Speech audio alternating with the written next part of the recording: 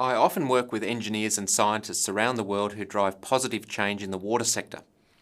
I've noticed that one influence tactic they commonly use is to build a business case that sets out a rational economic argument to adopt new ways of managing water. Sadly, their initial attempts at influence commonly fail. Why? The main reason is that they have not prepared a comprehensive, carefully considered influence strategy within which a business case would be one element. In this presentation, we will look at some of the key steps to work through when designing an influence strategy to drive substantial change. An early step to undertake when faced with such a challenge is to conduct an environmental scan. This means developing a good understanding of the context in which we are seeking to influence. The scan may consider aspects such as the nature of a political system, culture, social trends, economic conditions, funding mechanisms, and the physical environment. Getting help from experienced leaders with a big picture perspective is helpful at this stage. Having broad, diverse social networks can also be an advantage as they give you access to information on opportunities, threats, and trends. Another valuable early step in the process is to identify your influence target. In other words, the people or groups you are seeking to influence. Care is needed here, as the real decision makers or opinion leaders may not be obvious. For example, a politician may rely heavily on a trusted advisor for guidance who works behind the scenes and has no public profile. The trusted advisor may be the better influence target. It's helpful to have a systems view of the environment in which you are seeking to exert influence, which has been informed by your environmental scan. Skills and tools in systems thinking and stakeholder analysis can also be beneficial. Systems thinking and stakeholder analysis can help to identify specific people or groups in the institutional system that are highly influential and should be targeted. Some environmental lobby groups excel at designing influence strategies and often have two strategies running in parallel.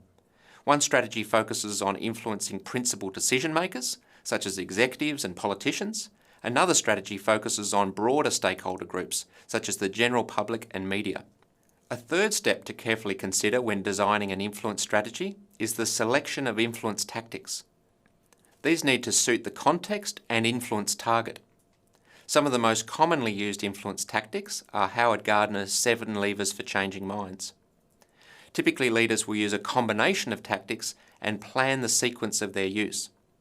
For example, a global development leader who is seeking to influence a politician may seek to influence their advisors through presentations from independent experts, market research, and an economic business case. They may also seek to influence the politician directly by explaining how the initiative aligns with their electoral commitments. In addition, they may try to build support amongst the politician's core constituents and sponsors by engaging the media and using real-world events to strategically frame the proposal. Once a leader has clarified who the influence target is, it would be wise to consider social networks, specifically whether the right relationships are in place to engage and influence that person or group. If new networks need to be built or strengthened, I would recommend making this work a priority. The creation of a simple networking plan can help to focus and organise a leader's networking activities. Recognise that relationships characterised by trust and mutual benefits can take substantial time to build. A savvy leader would also consider the timing and location of influence attempts. There are often windows of opportunity where influence is more likely to be successful. The political cliché of never waste a good crisis reflects this understanding. A sound knowledge of systems is needed to anticipate these windows. For example, a donor organisation may have a predictable annual budget cycle which includes times of the year when requests for funding are more likely to be successful. There may also be locations where a leader will be more influential. For example, I frequently work with effective leaders who have more traction driving change in regional or national institutions than in their own organisation. The next step to consider when designing an influence strategy is how to start small and build from there.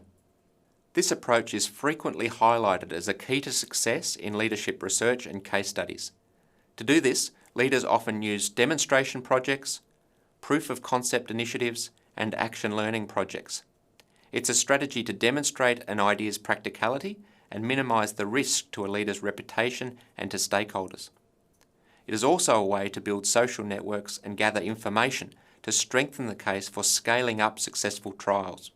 Another important step in the process is to anticipate resistance and prepare ways to diffuse it. You may recall this was also one of Gardner's 7 levers for changing minds. Meeting early with people or groups who are likely to provide resistance is recommended.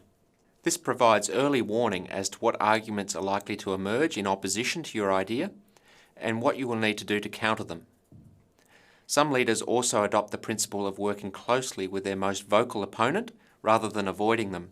The principle here is that if you can find a way to accommodate the needs or concerns of your most vocal and influential opponent, the rest of the influence strategy should be relatively easy. Simply consulting with a potential adversary is also an influence tactic. If you genuinely consult with these people early, actively listen, build a positive relationship, and make an obvious attempt to accommodate their concerns, they are less likely to be hostile to your proposal. Consulting with others and reviewing the ethical dimensions of your approach is another important step in the process before implementing your strategy. Consulting with colleagues who have an in-depth understanding of your influence target or context could help to reveal some flaws in your strategy and identify better approaches.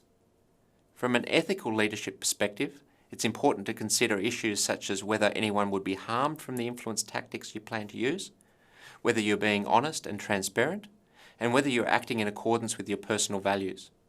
Finally, as you implement your influence strategy, it is likely that you will need to adapt to changing circumstances. The most effective leaders I know are highly persistent with respect to achieving their objectives, but they are also extremely flexible and pragmatic when it comes to their influence approaches. If one approach is not working, they will switch to another strategy. The implementation phase is also an opportunity to learn by doing as a leader. Such learning will be accelerated if you get feedback on your performance, support from more experienced leaders, and frequently reflect on what's working, what's not, and what lessons are being learned. Now that we have described the 9 key steps, please take a moment to consider whether you have ever fallen into the trap of skipping some of these. Clearly, these steps are most relevant to substantial, long-term or challenging influence attempts, such as changing a government's policy or securing funding for a large development project. Irrespective of the scale of the influence challenge, taking some time to plan your approach by considering these steps should significantly increase your chances of success.